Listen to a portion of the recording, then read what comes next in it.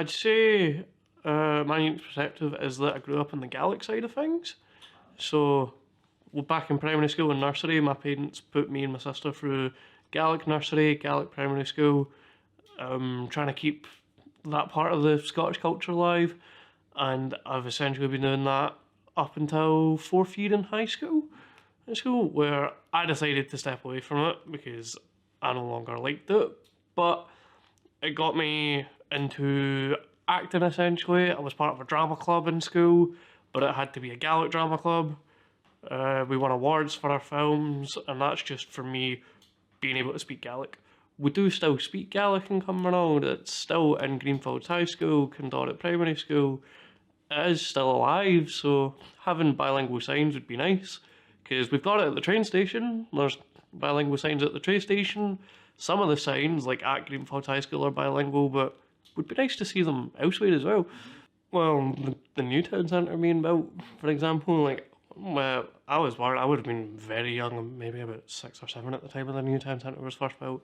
But I remember like the whole other side of the town centre just not being there. Yeah, to see that and then have everything that comes along with that, the more people, the more culture, that was a massive change. Same with Greenfields High School. Oh, yeah. I went to high school in the old building before Yeah. they knocked it down. Yeah. I finished my last year in the new building. So we saw like half of the old school basically just not be there, and then the other half of it getting torn down as we're studying. The old school building had this massive one-way system, whereas the new building didn't. Yeah. So it was just kind of make your own way. But in terms of like moving buildings, I didn't really feel much of a difference, just everything looked fresher. It was the same when I was at Cumbernauld College as well. Like, they were doing building work in Cumbernauld College, making that up more updated, taking some of it down.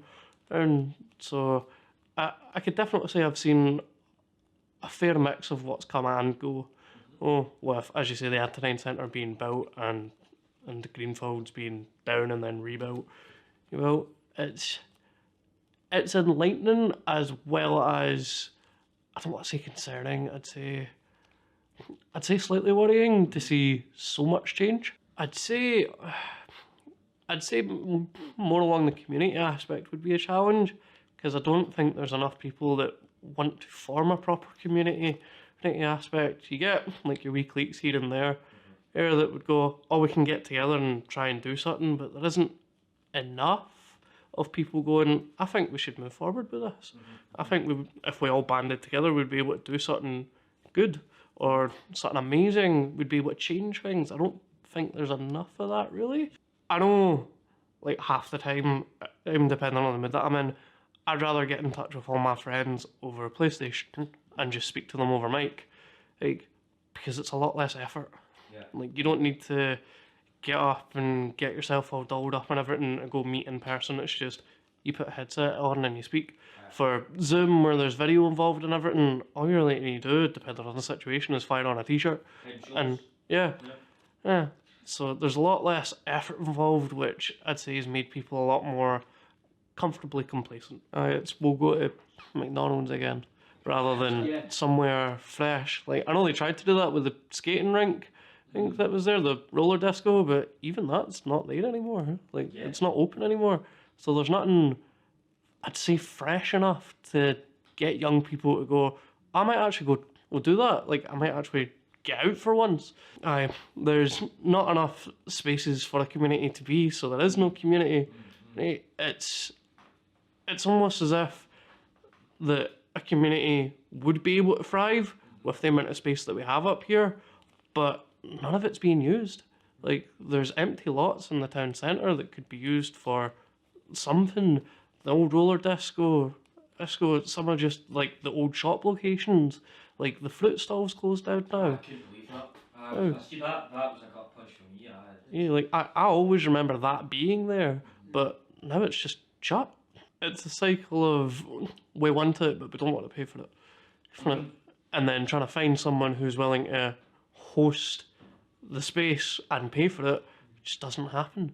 I mean, I do think that it is, as you were saying, where there's not enough people that would want to do it, but there's plenty who, because it's now 3 times now where I've heard that they're building a cinema up here. Oh, listen, I Like agree with it's that. an on and off thing up here.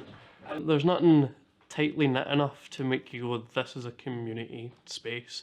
Yes, there's nothing really close by to have people go, we could go see a movie and then get food and then go hit a bowling alley or something like that. Apart from that, all these promises of making another cinema and something up here, and then they don't deliver, and yet we're getting another McDonald's in Cumbernauld. And again, for me, location wise, although I can get there, it's a hell of a walk. And again, all these roads and difficulties and stuff, underpasses, it's a pain. The civilian dangers of it, really, where there isn't a direct route for a person to go, whereas if you have a car or you have access to travel, it's 2 minutes down the road. Yeah, and you can't even safely use some of the underpass. I mean, it's an underpass. Yeah. But when it's summer and that, it's great because it's bright. But in winter, when it gets dark early, Yeah. and then there's what's there. There's the overpasses, and they're really narrow and Really narrow, and one of the sad things about Cumbernauld is that they don't have a reputation for being safe anyway, because you have, I'll say, undesirables who tend to hang out in them.